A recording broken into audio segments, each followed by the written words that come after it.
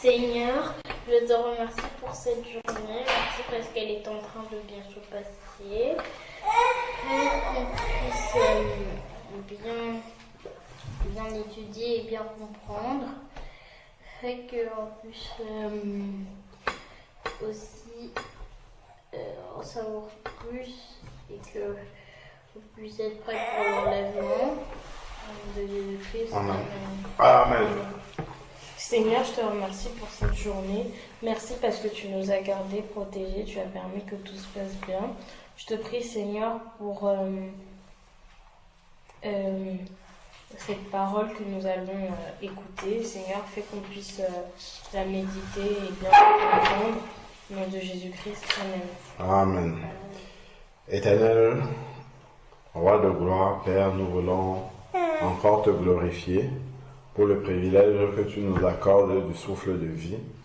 Et Seigneur Père, de ce que tu nous as attirés, Seigneur Dieu Tout-Puissant, dans ta présence, afin que nous te connaissions encore mieux pour marcher de manière toujours plus près de toi. Seigneur, merci encore de prendre le contrôle de ces moments par ton Saint-Esprit. Instruis-nous et dispose de nos cœurs, que nos cœurs soient prêts à faire ta volonté. Au nom de Jésus-Christ, Amen. Amen. Alors, qu'est-ce qu'on avait vu la dernière fois? Oui, Raphaël. Alors, on avait vu que les paroles des parents ne doivent pas irriter les enfants. D'accord, On avait aussi vu que, comme elles ne doivent pas nous irriter, elles doivent plutôt nous encourager. Et que aussi les paroles des parents elles doivent aussi prévenir du danger. D'accord, très bien. Wendy, tu peux compléter? Oui. On a aussi vu que les enfants on a vu aussi que les enfants devaient obéir aux parents, et si on parle mal aux parents, on parle mal à Dieu, et que les parents étaient des représentants de Dieu. Oui. Et voilà. Pour les enfants. Très bien. Vous avez bien retenu. Ok?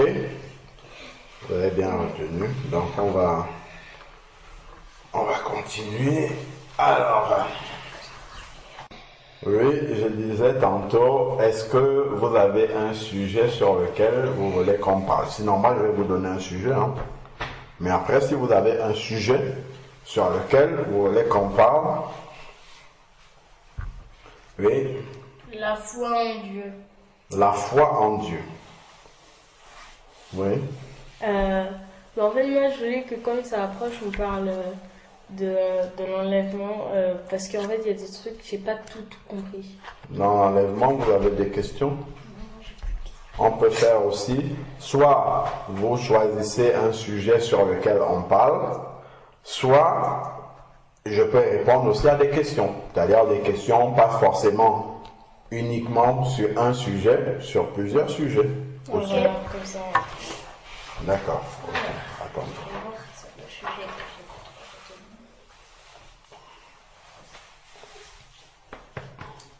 Alors, donc, avant qu'on ne parle que je ne prenne vos questions, moi je veux vous parler d'un sujet, un petit sujet. Bon, c'est un sujet, mais on ne va pas développer pendant très longtemps, mais ça vient de me venir à l'esprit, on va parler dessus et après, on va passer aux questions-réponses, pas forcément sur ce qu'on va partager, mais des questions-réponses que vous avez sur la Bible, sur la marche chrétienne et d'accord? Donc, on va voir. Alors, on va partir d'un verset. On va partir d'un verset de la parole.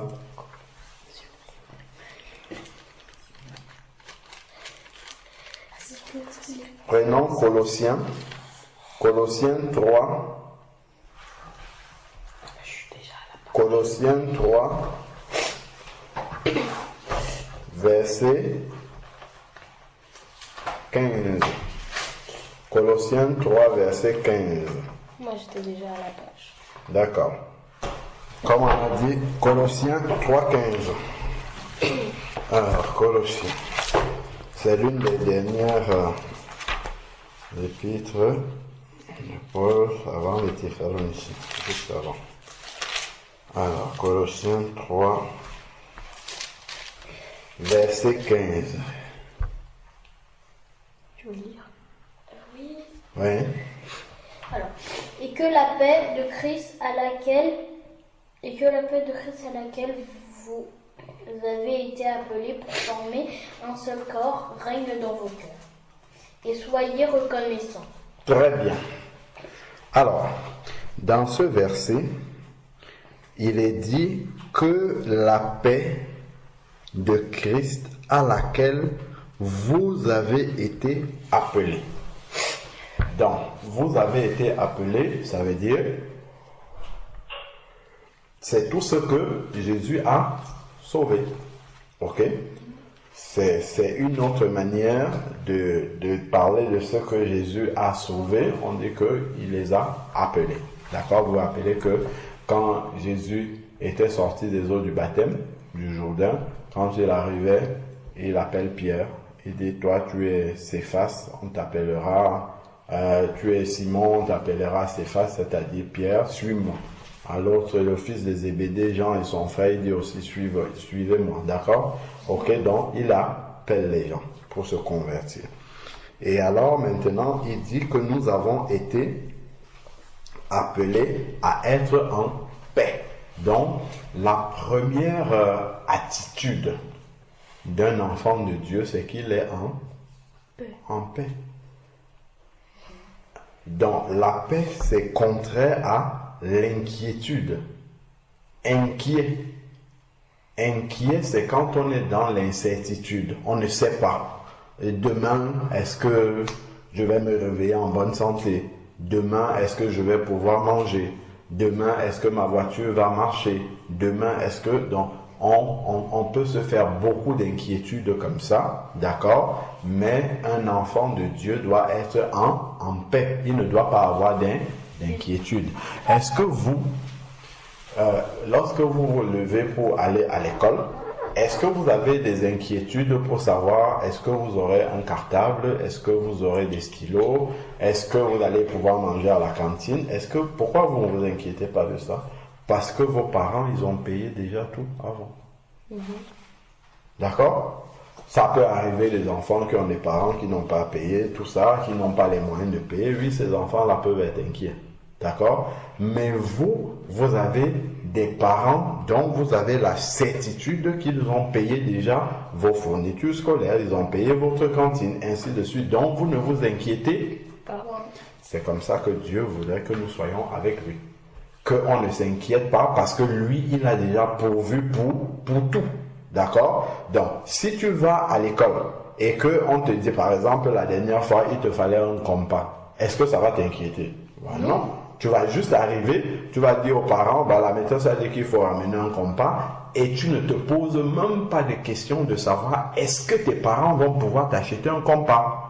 Tu ne te poses même pas la question parce que pour toi, c'est évident qu'ils vont t'acheter un compas si tu leur dis que tu as besoin d'un compas. Vrai ou faux? C'est comme ça que Dieu, qui est notre Père, voudrait que nous soyons aussi avec lui. Si on a un besoin, de la même manière que quand tu es rentré de l'école, pour toi avoir un compas n'était pas un problème dans ta tête. Tu sais que dès que tu vas nous dire que la preuve c'est que tu étais venu le soir là, ton compas ne fonctionnait plus, je suis parti t'acheter un compas le même soir et puis tu as eu le compas, tu vois. Donc c'est comme ça que Dieu voudrait que nous soyons. Quand il dit la paix à laquelle nous avons été appelés, la paix c'est vraiment être dans la quiétude, on dit, c'est-à-dire dans l'insouciance, même pas insouciant insouciance dans le sens du contraire de l'inquiétude. Ok? C'est-à-dire qu'on ne se soucie pas des problèmes, des difficultés, ce n'est pas qu'on n'en a pas. Mais on ne se soucie pas de ça. Pourquoi? Parce qu'on sait que Dieu va les résoudre. De la même manière que tu ne te soucies pas du fait qu'en quittant l'école, pour revenir à la maison, tu n'as pas de compas ou de rapporteur ou d'équerre. Parce que tu sais qu'il suffit juste que tu dises à papa ou à maman, tout de suite, ils vont te trouver une équerre, un compas ou ce dont tu as besoin. D'accord? Donc, vous écrivez. Chaque enfant de Dieu doit avoir la paix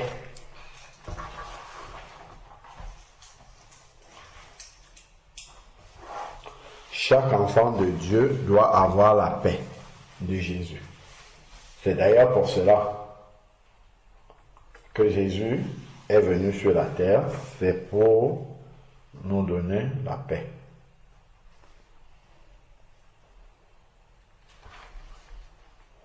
Donc, qu'est-ce qu'on a dit, nous? Chaque enfant de Dieu doit avoir la paix. Oui, chaque enfant de Dieu doit avoir la paix. Vous notez, Colossiens 3,15. C'est la première partie. Chaque enfant de Dieu doit avoir la paix, c'est-à-dire qu'il ne doit pas se soucier, il ne doit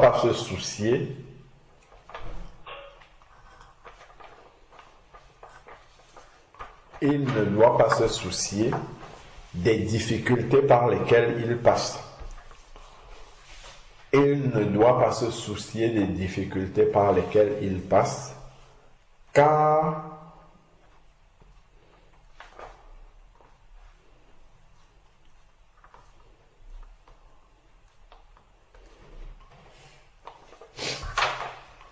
alors, qu'est-ce qu'on a dit? On a dit que chaque enfant de Dieu doit avoir la paix, c'est-à-dire qu'il ne doit pas se soucier des difficultés. Oui, des difficultés, c'est ça, ou des épreuves, si tu veux. C'est-à-dire qu'il ne doit pas se soucier des épreuves ou des difficultés qui lui arrivent. ENT.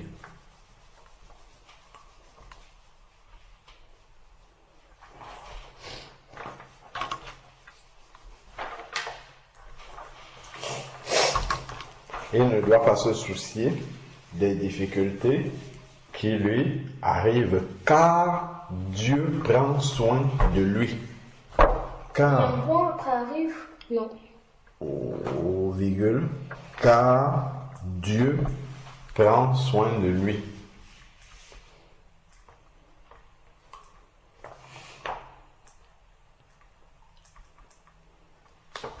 C'est-à-dire,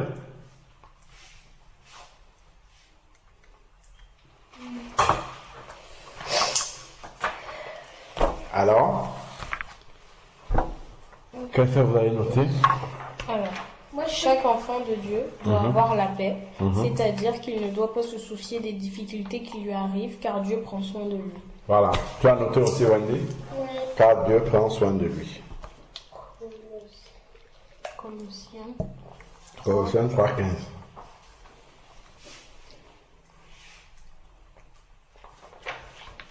Point. Les inquiétudes viennent du diable.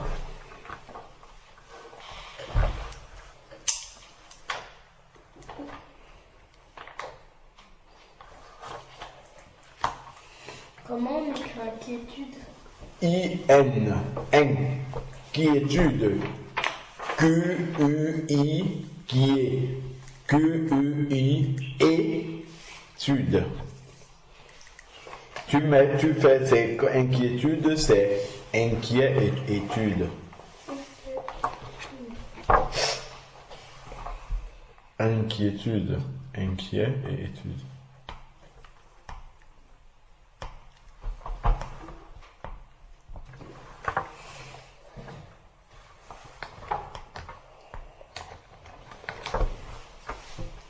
Alors, où est-ce que vous en êtes? Moi, j'en suis aux inquiétudes individuelles.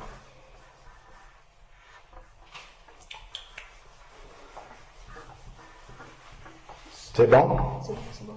Qu'est-ce que vous avez noté?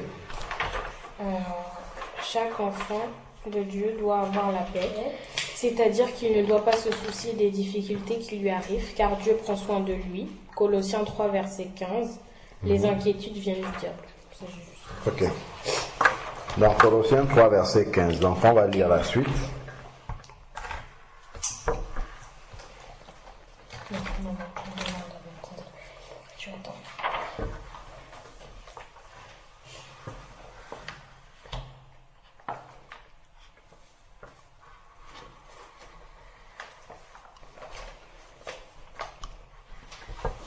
Vous avez noté le verset, Colossiens 3, 15? Oui. Bon. Donc, il ne faut pas rester dans une attitude d'énervement, d'inquiétude. Ah, qu'est-ce qui va m'arriver? Pourquoi ceci? Pourquoi cela? Ok? Jésus a toujours une solution. Ensuite, il dit que la paix à laquelle vous avez été appelés, donc si quelqu'un devient un enfant de Dieu, il doit avoir la paix parce que Jésus-Christ est le prince de paix. Très bien. Donc, Jésus-Christ est le prince de paix. Alors, Jésus-Christ est le prince de paix. Donc, il est dit car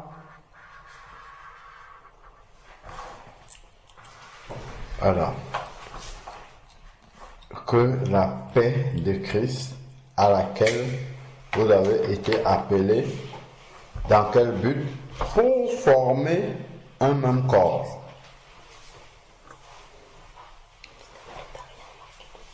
La paix de Christ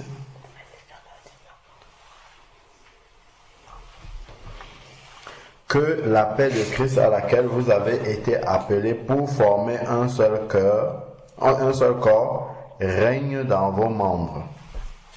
Que la paix de Christ règne dans vos membres. Et ensuite, il dit, soyez reconnaissants. Voilà, Dieu aime la reconnaissance. Vous notez.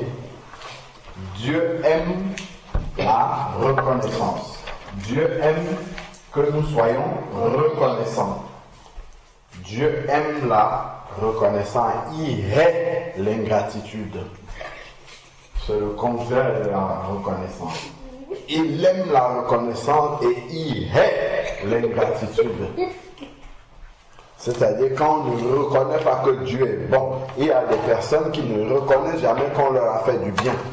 Tu viens, tu lui donnes 50 €, il te dit, ah, pourquoi tu ne me donnes pas 75 ou 100 €? Et il est fâché. Il est fâché alors qu'on lui a donné de l'argent.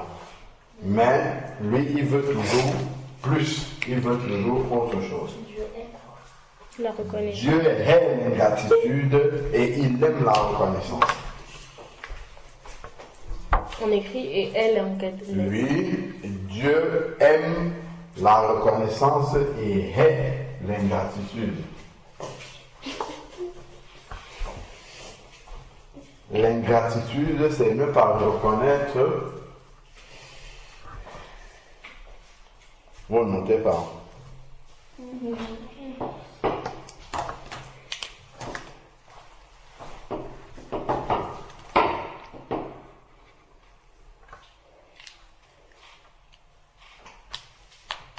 Dans l'ingratitude, Dieu est l'ingratitude.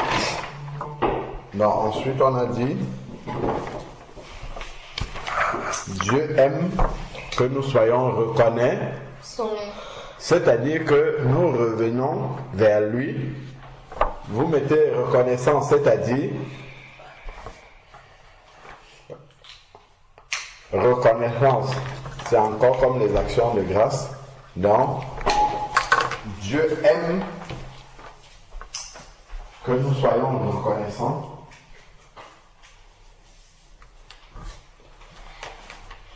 C'est-à-dire que nous reconnaissions les bienfaits en nous. La reconnaissance, c'est ça. C'est-à-dire que nous reconnaissions les bienfaits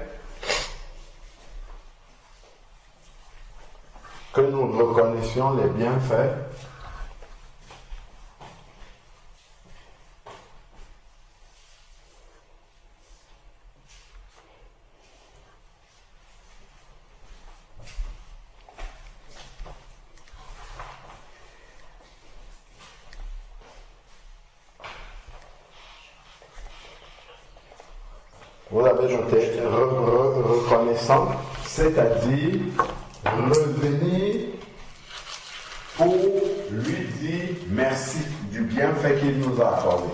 Ok? Vous notez reconnaissant. Qu'est-ce que vous avez noté? Moi j'ai noté Dieu est la reconnaissance. C'est-à-dire que nous reconnaissions les bienfaits. De quoi? Enfin, je sais pas. De Dieu, je pense. Ok. Bienfaits de Dieu.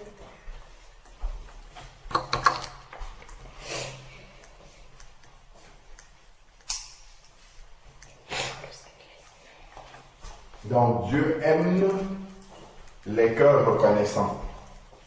Dans virgule au point.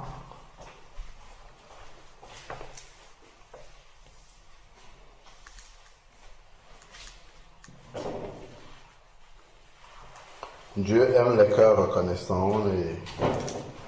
Moi, j'ai écrit quelque chose qui Oui. est vraiment reconnaissance, c'est-à-dire que nous reconnaissions les bienfaits de Dieu et revenions lui dire merci. Oui, c'est ça.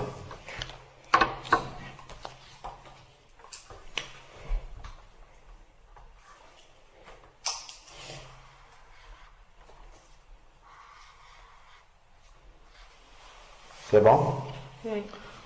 Donc, reconnaissant, c'est-à-dire que nous revenons lui dire merci pour les bienfaits qu'il nous a accordés.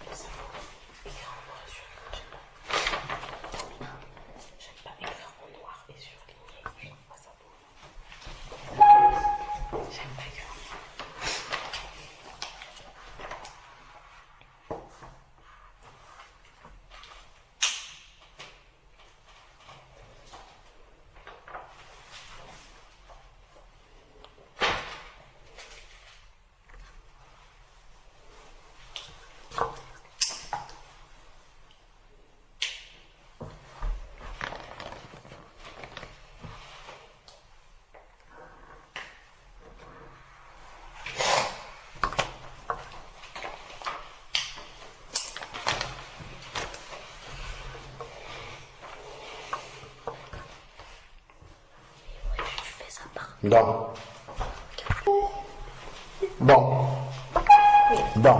reconnaissant. On a dit que Dieu aime que nous soyons reconnaissants, c'est-à-dire que nous revenions lui dire merci pour les bienfaits qu'il accorde dans nos vies. D'accord? Et ensuite, on a pris Luc chapitre 17 du verset 11 au verset 19, encore connu sous la parabole des 10 lépreux.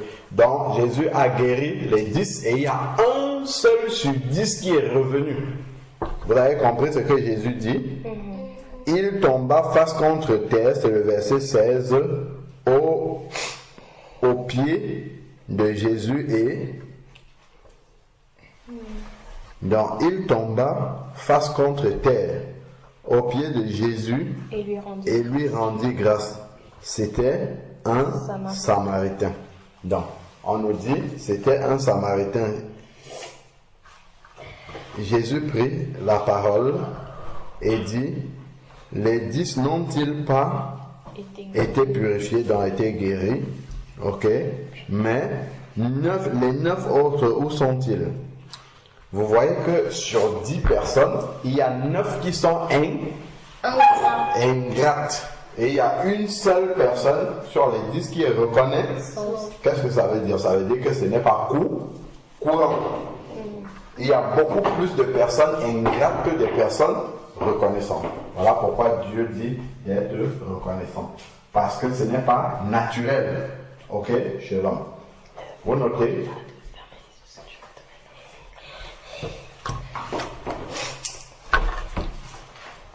Vous notez dans la parabole des 10 lépreux, sauf un sur 10 est revenu dire merci à Jésus et rendre grâce. Dans la parabole des 10 lépreux, un seul est revenu rendre gloire à Dieu. Dans la parabole des 10 lépreux, un seul est venu. Pour lui dire merci à lui.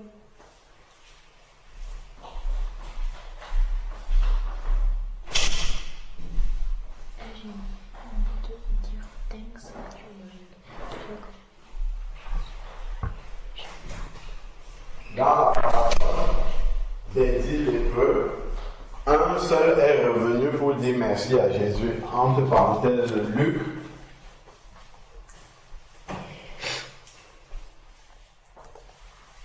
Luc 17, 11 à 19. Luc 17, 11 à 19.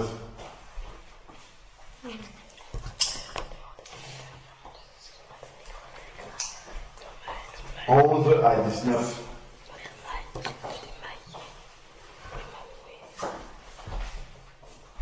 Et le Seigneur a fait la remarque dessus. Donc ça veut dire que ce n'est pas le plus grand nombre de personnes qui est reconnaissant. Ok? Donc ça veut dire que dans le monde entier, une seule personne sur 10 est reconnaissante. Oui, de manière générale, oui. Reconnaissant, il reconnaît les bienfaits que quelqu'un lui a fait. Ok? Donc, Dieu aime que l'on soit reconnaissant. Donc, il faut toujours penser, quand tu viens, ce n'est pas Seigneur, oh, garde-moi tout au long de cette nuit, je veux bien dormir, à demain, au nom de Jésus-Christ, Amen. Non.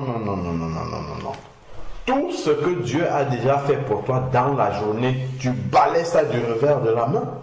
Parce que tu aurais pu avoir un accident de la route, tu aurais pu, je ne sais pas moi, être déjà malade avant, il y a beaucoup de choses qui auraient pu t'arriver, mais Dieu a empêché que cela arrive. C'est pour ça que tu as toujours le souffle de vie. Vous avez vu, parfois vous avez eu des camarades qui ont eu un accident à l'école, le sang coulait, on a appelé les pompiers, et à partir de ce moment-là, ils ne sont plus rentrés chez eux, ils sont allés à l'hôpital. Ok?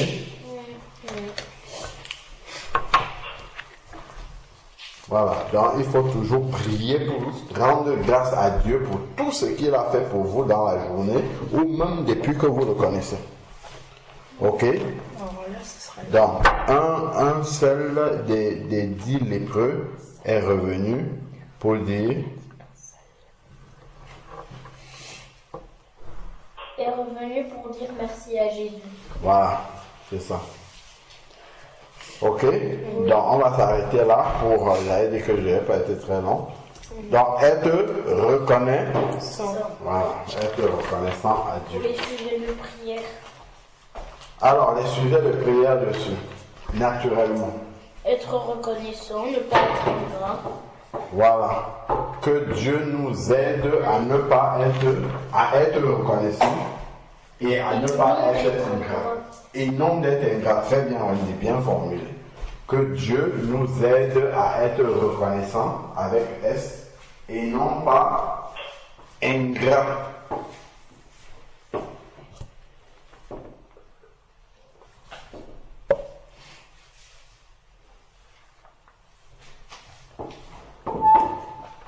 Et non pas ingrat.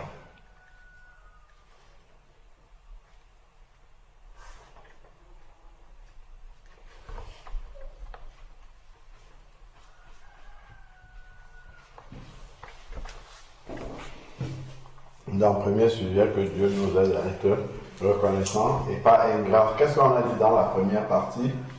Et que Dieu nous aide à être en paix tout le temps. Ok? Dans tout cela, la reconnaissance, il va être difficile d'être reconnaissant si tu n'es pas en paix. Si tu es troublé dans ton cœur, tu penses beaucoup, tu t'inquiètes pour des choses, et ainsi de suite, ça va être difficile d'être reconnaissant. Pourquoi? Parce que lorsque tu es reconnaissant, ça veut dire que tu as déjà, la joie d'avoir bénéficié d'un bienfait. Donc tu peux considérer tes bienfaits. Alors que celui qui est ingrat, il voit toujours tout ce qui n'a pas encore été fait. Ok?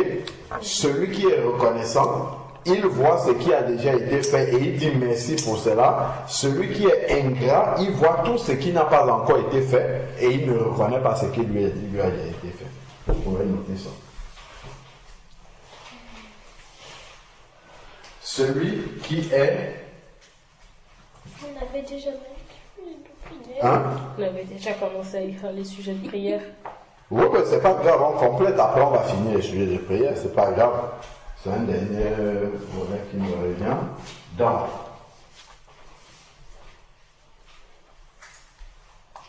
on a dit quoi? Être reconnaissant. On avait dit dans la parabole des 10 lépreux, un seul est venu dire merci à Dieu. Oui, donc être reconnaissant, c'est déjà... Être reconnaissant, c'est déjà réaliser les bienfaits de Dieu dans notre vie. Quand les bienfaits de Dieu, mets-les tous devant tes yeux, tu verras en adorant combien le nombre en est grand. Être reconnaissant, c'est déjà... Oui, être reconnaissant, c'est déjà réaliser. C'est déjà réaliser les bienfaits de Dieu. Être reconnaissant, c'est déjà réaliser les bienfaits de Dieu.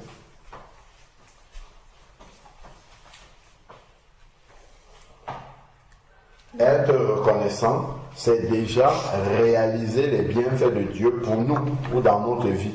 Ok? Chacune de vous sait ce que Dieu fait dans sa vie. Hein? Oui. Ok.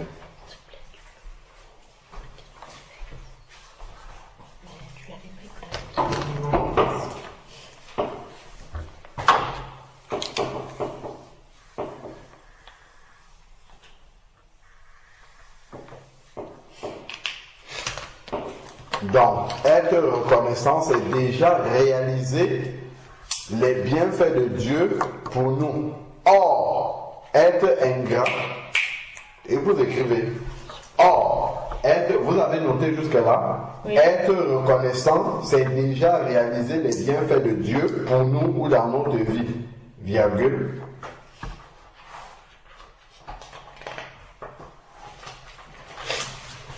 Tu es bon, tu as noté jusque-là?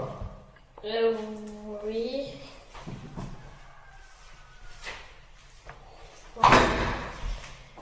Être reconnaissant, c'est déjà réaliser les bienfaits de Dieu dans notre vie, alors que être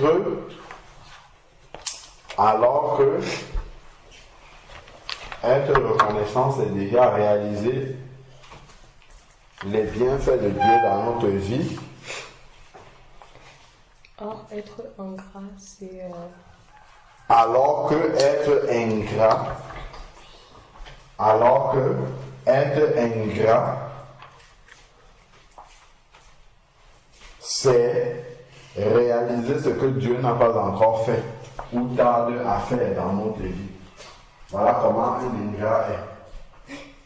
Ah, papa, parce que tu as acheté ça à Raphaël, pourquoi tu ne m'as pas aussi acheté? Et si papa dit, ben non, c'est pour Raphaël seulement. Ah, papa, il est égoïste. Il est égoïste, tu oublies que tu as toute une penderie comme ça de chaussures, de vêtements que papa, le même papa qui est égoïste aujourd'hui a acheté. Ça, c'est l'ingrat. Être ingrat, c'est avoir les yeux fermés sur ce que Dieu a déjà fait. Ah, c'est ça, vous notez. Hein? Je vous donne. Comme ça, ce qui me vient, et puis vous écrivez. Donc, être reconnaissant, c'est déjà réaliser les bienfaits de Dieu dans notre vie ou pour nous.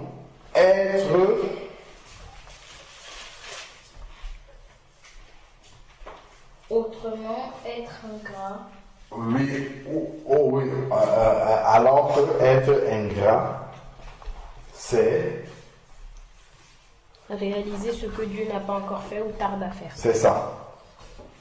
C'est réaliser ce que Dieu... C'est d'avoir les yeux fermés sur ce que Dieu a déjà fait pour nous. D'accord. Être ingrat, c'est... C'est réaliser ce que Dieu n'a pas encore fait ou tarde à faire. Ouais, c'est ça. C'est ça l'ingratitude.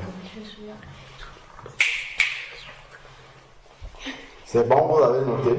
Oui, papa. Bon, donc, dans le sujet de prière, on avait parlé de la paix, d'accord? Et on disait que si tu n'as pas d'abord fait le deuxième sujet,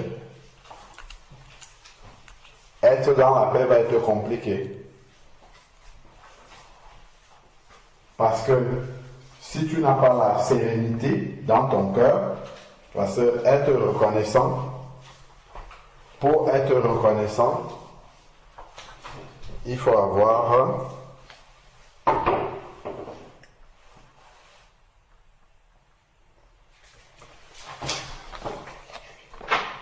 c'est bon, vous avez noté, être reconnaissant, c'est Déjà, reconnaître les bienfaits de Dieu dans pour nous. notre vie, alors que être ingrat, c'est réaliser ce que Dieu n'a pas encore fait ou tarde à faire. Voilà, pour nous.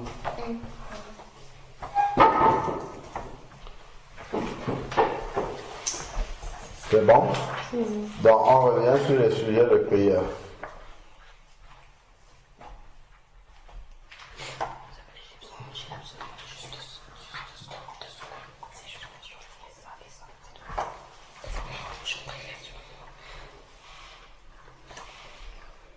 D'accord. Alors, c'est bon? Oui. Ok, donc on a dit premier sujet de prière que Dieu nous aide à être reconnaissants. Deuxième sujet,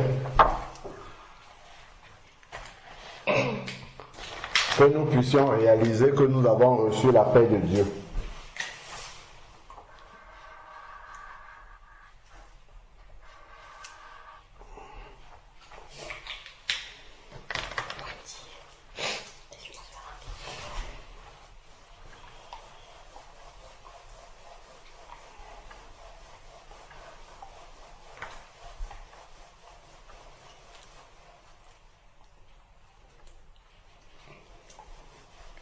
C'est bon pour vous. Deuxième sujet de prière, c'est que Dieu nous aide à être en paix, à garder la paix.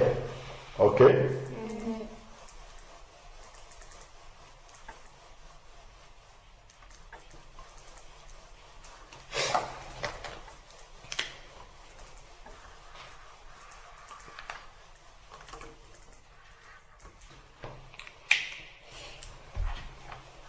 C'est bon, le deuxième sujet, que Dieu nous aide à garder la paix. Ok? Quelles que soient les circonstances. Parce qu'il y a des circonstances qui peuvent nous faire perdre la paix de Dieu. Ok? On va commencer à s'inquiéter, on va commencer à se dire, ah, et si, et ça, et si, et ça. Donc ça, ce n'est pas bien. Ok, donc vous allez prier chacune pour les deux sujets. On entend Wendy.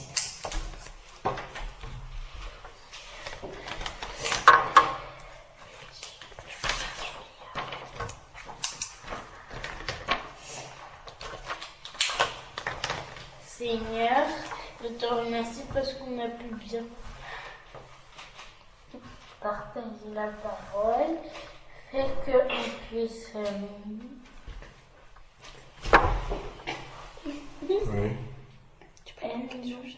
à être reconnaissant.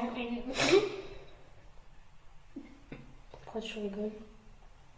Non un grand. Et que tu nous aides à avoir la